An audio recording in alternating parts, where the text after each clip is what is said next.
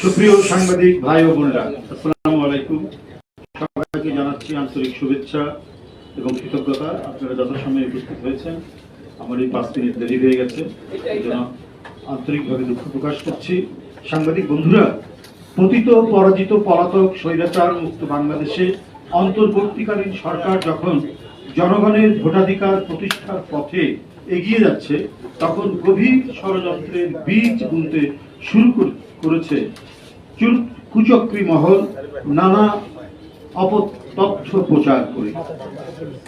ইতিমধ্যে তারা নানা বয়ান তৈরি করে জনগণের বিভ্রান্তি সৃষ্টির জন্য একের পর এক বহুমুখী অশুভ তৎপরতা চালিয়ে যাচ্ছে। যারা মিথ্যাচার করে বিএনপিকে নানা তকমা লাগানোর অপচেষ্টা করছে, তারাই কিছু গণমাধ্যমকে ব্যবহার করে বিএনপির নামে অসত্য সংবাদ পরিবেশন করছে বা করানো হচ্ছে। জনগণ অবলোকন করছে যে গণহত্যাকারী নিষিদ্ধ সংগঠন ফ্যাসিস্ট আওয়ামী লীগকে পুনর্বাসন করার গোপন মিশনে নেমেছে একটি চক্র। বিনিময়ে তারা পতিতদের সহযোগিতা নিয়ে রাজনৈতিক উদ্দেশ্য হাসিল করার স্বপ্নে বিভোর। সাংবাদিক বন্ধুগণ, আমরা উদ্বেগের সাথে লক্ষ্য করছি যে সম্প্রতি কিছু পত্রপত্রিকা, গণমাধ্যম এবং সোশ্যাল মিডিয়ায় বিএনপির মনোনয়নের কথিত তালিকা নাম ধাম প্রকাশ করে দলের নেতাকর্মীদের মধ্যে বিভ্রান্তি, অসন্তোষ এবং বিশৃঙ্খলা উস্কে দেওয়ার ষড়যন্ত্র করছে। অনুমিত হচ্ছে বিএনপিতে বিভেদ বিসম্বাদ সৃজনের অশুভ অভিপ্রায় নিয়ে কতিপয় মিডিয়া যথেচ্ছভাবে মিথ্যা অপপ্রচার প্রোপাগান্ডায় লিপ্ত হয়েছে। আমরা স্পষ্ট করে বলতে চাই, বাংলাদেশ জাতীয়তাবাদী দল বিএনপি আসন্ন জাতীয় সংসদ নির্বাচনের জন্য সর্বাত্মক প্রস্তুতি গ্রহণ করেছে। উপযুক্ত সময়ে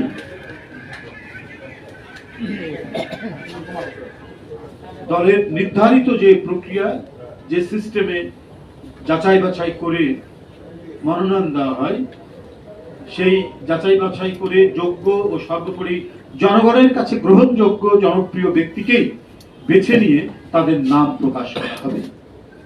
কোন নির্বাচনী এলাকায় কোন প্রার্থীকে গ্রিন সিগন্যাল বা সবুজ সংকেত দেওয়া হয়নি।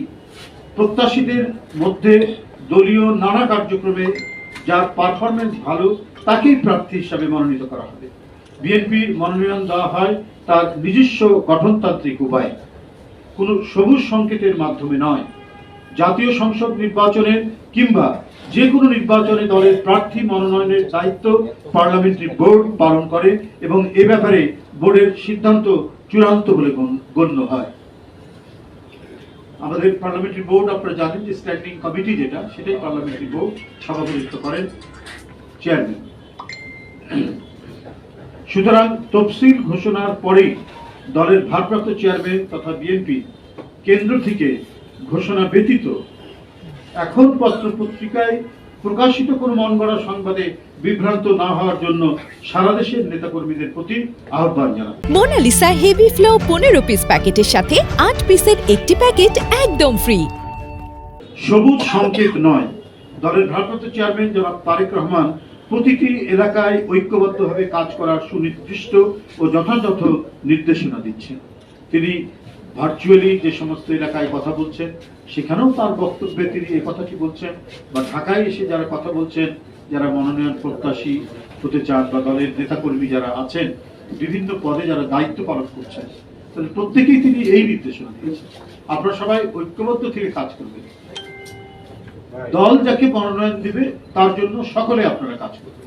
কিন্তু এখনই কোনো মনোনয়ন দিয়ে দেওয়া হয়নি, যেটা আমরা বিভিন্ন পত্র পত্রিকায় দেখতে পাচ্ছি। তালিকা ঘোষণা করা হয়েছে, এই সম্ভাব্য হতে পারে, এই ধরনের বিষয়গুলো আমরা দেখছি, যার কারণে আপনাদেরকে এটা পরিষ্কার করে দেওয়া। তিনি তাগিদ দিচ্ছেন, অর্থাৎ ভারপ্রাপ্ত চেয়ারম্যান, বিএনপির নেতাকর্মীদের নিজেদের মধ্যে ঐক্যবদ্ধ থাকতে হবে। তিনি বলেছেন, আমাদের ইস্পাত কঠিন ঐক্য ধরে রাখতে হবে। আমাদের প্রত্যেককে গণসম্পৃক্ত কাজে সংশ্লিষ্ট থাকতে হবে। জনগণ বিরক্ত হয় এমন কোনো কাজে দলের নেতাকর্মীরা কখনোই লিপ্ত থাকবে না, জড়িত থাকবে না। তাহলে অবশ্যই জনগণের রায় ধানের শীষের পক্ষেই আসবে। ভারপ্রাপ্ত চেয়ারম্যান নেতাকর্মীদেরকে সারা দেশে ডোর টু ডোর গিয়ে আগামী দিনে জনগণের মুক্তির সনদ 31 দফা তুলে ধরার পরামর্শ দিয়ে যাচ্ছেন এবং আমাদের নেতাকর্মীরা বা বিভিন্ন ইউনিট জেলা পর্যায় থেকে বা থানা পর্যায় থেকে কেন্দ্র পর্যন্ত প্রত্যেকে এই ব্যাপারে অত্যন্ত নিবিড় আন্তরিকতায় তারা কাজ করেছেন। অফিস, আদালত, স্কুল, কলেজ, রাস্তাঘাটে মানুষকে 31 দফার লিফলেট বিতরণ করেছেন এবং ব্যক্তিগতভাবে কেউ জানতে চাইলে এর বিভিন্ন দফা সম্পর্কে একেবারে বিস্তারিতভাবে তাদেরকে জানিয়েছেন, বলছেন ব্যাখ্যা সহ। তিনি মনোনয়ন প্রত্যাশীদের ঐক্য সুদৃঢ় করার এবং আরো জনবান্ধব হওয়ার নির্দেশ দিয়েছেন।